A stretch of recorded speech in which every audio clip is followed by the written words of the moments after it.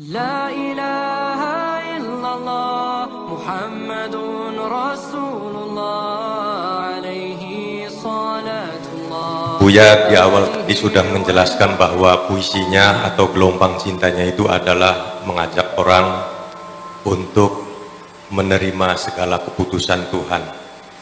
Terkait dengan hal ini, Buya juga dalam pengajian Iqazul Himam menyampaikan satu makalah, sawabikul himam la takhruku aswarul akdar arih nafsaka minat tadbir, bahwa kuatnya ambisi tidak akan mampu mengubah dinding takdir, maka istirahatkan dirimu untuk mengatur.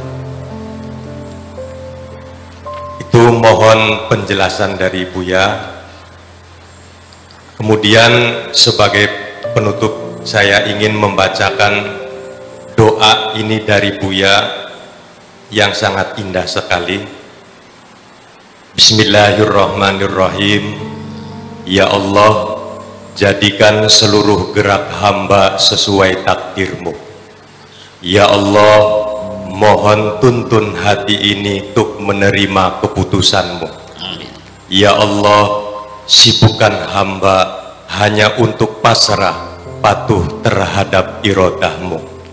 Ya Allah, ajari hamba untuk mengerti dan memahami kehendakmu. Ya Allah, ajari hamba supaya istiqomah berbaik sangka kepadamu. Ya Allah, lindungi hamba jangan sampai berburuk sangka kepadamu. Ya Allah, hamba pasrah, hamba menyerah, hamba mohon maaf atas semua khilaf. Terima kasih. Assalamualaikum warahmatullahi wabarakatuh. Waalaikumsalam warahmatullahi wabarakatuh. Disilahkan Buya. Iya, jadi la takhruqu aswarul aqdar, artinya ketika engkau mengandalkan kekuatan, kemampuan dirimu sendiri, percayalah tidak akan bisa menembus tembok takdir kok. Karena ketentuan seperti itu. Ya, ini kita kembali kepada qada dan qadar. Ada sebagian yang tidak percaya, seperti orang-orang Mu'tazilah, bahwa Allah tidak menentukan takdir itu. Tetapi realitanya nggak usah pakai dalil lah. Kita realita sangat ilmiah, sangat rasional. Bahwa apa yang terjadi pada diri kita kan by design. Ada desain, ada sutradaranya, ada plotnya, ada sinopsisnya. Ya, bukan hanya perjalanan sehari-hari, sampai rekaman asli pada deoksiribonukleik asid. Itu bakat-bakat yang kita miliki sudah ada informasinya. Warna kulit kita sudah ada informasinya. Kecerdasan kita, hobi kita, kepintaran kita, dan semuanya sudah ada. Bentuk hidung, bentuk telinga, warna rambut dan sebagainya, apa keriting, apa lurus, apa rambutnya bule, itu sudah ada. Ya. Dan itu menurun dari orang tua, dari ibu dan bapak. Makanya setelah dites itu ya sudah tidak bisa dibantah lagi bahwa Kisi Winar itu anaknya Mario Teguh. Itu ilmiah bakat kok. Ya. Ya, ketika kita punya bakat menari, semua orang pengen, tapi nggak bisa. Kenapa kamu bisa? Kan kamu punya bakat. Ada yang kaligrafi, saya juga pengen nulis halus bisa, tapi nggak bisa. Ya tetap aja jelek tulisannya. Yang seni suara juga sama, itu bakat pemberian Tuhan semuanya. Lalu akan kau ingkari semuanya, bahwa itu di luar kemampuan kita untuk merubahnya. Ya, kita terbatas dengan dimensi waktu dan tempat. Ya kan begitu. Dan kita tidak dilibatkan oleh Tuhan untuk mengalirkan darah ini. Jantung itu berdegup memompa darah kita mengalir begitu cepat melalui pembuluh-pembuluh darah kita. Kita tidak dilibatkan. Jantung berdegup juga memakan oksigen dalam darah kita, juga tidak dilibatkan. Mesin kita bekerja mengolah makanan, ya seperti kalau mesin itu namanya mesinnya Politama tuh ya, ya kan? Itu vitamin-vitamin dipisah-pisahkan semuanya. Mesin katalis lah dalam tubuh kita ini, bahwa berapa banyak butuhnya kita kalori, berapa banyak vitamin, berapa banyak protein, berapa banyak, semuanya terukur semuanya. Kita ikut terlibat enggak? Jadi di mana kemandirianmu itu? Ini bukan katanya kok, silakan tanya dokter. Betul, paham nggak? Iya kan, dia berdegup sendiri kok, kita tidak ikut melebatkannya. Terus yang jadi masalah apa? Kita lahir juga keinginan siapa? Saya nggak tahu. Saya nggak pernah ingin lahir di sini kok. Saya dihadirkan oleh Tuhan ke sini. Keluarnya dari perutnya Ibu Haji Zainab juga bukan pilihan saya. Bapak saya Kiai Yasin bukan pilihan saya. Lahir di Kertasmaya bukan pilihan saya. Jenis kelamin saya laki-laki bukan pilihan saya. Dan saya bersumpah demi Allah, demi Rasulullah, saya tidak pernah mengisi formulir daftar kehadiran di bumi ini kok. Sampai kematian pun saya tidak diperbolehkan memilih jalan kematian saya, harus serahkan pada Allah. Saya tidak boleh mengakhiri hidup saya berikan pilihan saya dengan pasang leher di kereta api atau dengan minum racun, nggak boleh kok. Kan seperti itu. Betul nggak? Nah, makanya orang yang tidak percaya dengan takdir Tuhan itu kan irasional. Dia merasa seperti apa? Dia nggak sadar bahwa dalam keadaan tidak berdaya, dia terima beres semuanya. Andai kan Allah menyuruh engkau untuk mengatur hidupmu, pasti tidak akan mampu. Sekarang kita bereksperimen sajalah. Andai kan Tuhanmu memberi tugas, silakan panjangkan rambutmu sendiri. Apa yang terjadi? Engkau tidak bisa bekerja apapun. Setiap hari hanya narik rambut aja. Dan juga akan bagus hasilnya. Ada yang panjang, ada yang pendek. Dia tumbuh sendiri kok. Dan pada kepanjangan tertentu akan berhenti sendiri. Alis itu hanya sekian senti, bulu ketek sekian senti. Udah, jangan bawa-bawa ya, terus aja dulu. Ya. Ya kan, rambut juga sekian meter panjang, semua kan terbatas. Jenggot juga sekian panjangnya, akan berhenti sendiri. Semua terukur dan terakar. Yang ngatur siapa? Kita nggak pernah ngatur kok. Nah, itulah yang jadi persoalan. Jadi artinya memang standar kita adalah la haula wala quwata. Kita tidak punya daya upaya apapun, kita tidak punya kekuatan apapun. Allah yang menentukan.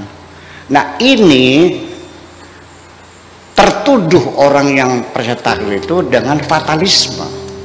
Itu juga salah kesimpulan. Allah tidak menyuruh kita fatal, tidak. Allah menyuruh kita bekerja. Allah menyuruh kita belajar, Allah menyuruh kita usaha, kan seperti itu. Lalu yang jadi masalah apa? Allah nyuruh belajar, sudah belajar dong. Tapi nggak pinter-pinter, nggak ada urusan, kamu yang belajar, bukan suruh pinter kok. Usaha disuruh nggak? Usaha sudah, tapi nggak kaya-kaya. Apa salahmu? Kamu sudah berusaha kok. Allah tidak menyuruh kamu kaya kok, menyuruh usaha. Betul nggak? Allah menyuruh kamu menjaga kesehatan, tapi sakit juga, jangan ada masalah. Yang penting kamu sudah berhati-hati, memilih makanan yang sehat dan sebagainya. Lihat di kadaluarsanya, hati-hati. Ya sudah, ternyata sakit juga, ya nggak ada masalah. Allah tidak akan melihat hasil kerjamu, yang dilihat adalah proses kamu bekerja. Jadi kalau kamu sudah belajar rajin siang malam, tapi tetap bodoh aja, nggak ada masalah kok, Anda selesai. Karena Allah tidak menyuruh pinter kok. Nah, itulah menjadi persoalannya. Sehingga ketika kita meyakini tidak bisa menembus tembok takdir, itu jangan lalu konklusinya akan menimbulkan paham fatalisme. Akhirnya terserah Allah saja, bukan begitu maksudnya. Ya kita bekerja juga. Nah, begini, lalu kita lanjutkan lagi. Ketika orang itu menghadapi kegagalan, kesulitan bertubi-tubi, belum tentu orang itu dibenci Tuhan, malah dia justru kasih Tuhan kok. Kenapa? Karena sering ditegur, sering dinasihati, sering diingatkan. supaya kamu bener terus. Kan begitu persoalannya. Jalan tol aja kan mulus jalan tol tuh. Kenapa dikasih benjolan-benjolan? Supaya kita tersadar. Maka bedanya sekolah dengan kehidupan itu beda. Kalau sekolah kita dikasih pelajaran dulu, terakhir kita diuji. Kalau kehidupan kita diuji dulu, dari situ kita dapat pelajaran. Nah, jadi artinya kaya dan miskin bukan penilaian, bukan tempat penilaian pada keberhasilanmu. Yang dilihat oleh Allah bagaimana kamu berproses. Makanya wa qul ya'malu fasyarallahu amalakum wa rasuluhu wal mu'minun. Katakan bekerjalah, nanti Allah akan melihat kerjamu, bukan hasilnya. Begini, terakhir saya mau cerita. Ini kan gagal 3 kali. Banyak sekali karena kegagalan akhirnya semakin parah. Saya mau cerita dulu, atau sering juga, bukan dulu, ada seorang perempuan minta cerai dari suaminya, konsultasi kepada saya. Alasannya suaminya tidak memberikan nafkah yang mencukupi. Pakai sakit hati, mau goreng oncom, minyaknya nggak ada, ya kan, mau masak nasi, gasnya habis, suami nggak ada duitnya, nggak tahan, nggak sanggup. Ya, saya tidak bisa memaksa orang bertahan ya, tapi ya paling tidak saya memberikan pemahaman. Anda boleh minta cerai kepada suamimu kalau suamimu dengan sengaja menelantarkan kamu. Dianya leha-leha saja, santai-santai saja, hanya tidur aja, nganggur, nggak mau usaha, pemalas. Anda wajar. Tapi suamimu itu rajin. Saya tahu suami itu rajin banget, berangkat pagi pulang sore. Tapi memang nasibnya nasib melarat, mau apa? Nanam padi dimakan kelowor, gagal. Tanam lagi kebanjiran, loglog. Nanam lagi kena sundep. Nanam semangka juga gagal. Nanam kambing juga pada mati. Nanam bebek keracunan semuanya. Karena yang punya sawah itu gemes sama bebeknya itu, jadi diracun gitu. Ya mati semuanya. Ya, jadi apa saja gagal. Terus siapa yang mau menyalahkan? Nah, disitulah makanya tawakal itu diperlukan pada detik terakhir apapun hasilnya. Berhasil atau gagal ada 2 kemungkinan. Ketika engkau berhasil, kamu bersyukur. Ketika engkau gagal, kamu bersabar. Ketika kita sudah menerima ini keputusan Tuhan, maka selesai. Di hatimu tidak ada penyesalan dan tidak ada kekecewaan. Saya ingin mengatakan orang yang berserah diri betapa bahagianya hidup di dunia ini. Terima kasih. Berserah diri, hidupnya bahagia di dunia ini, itu yang ditangkap.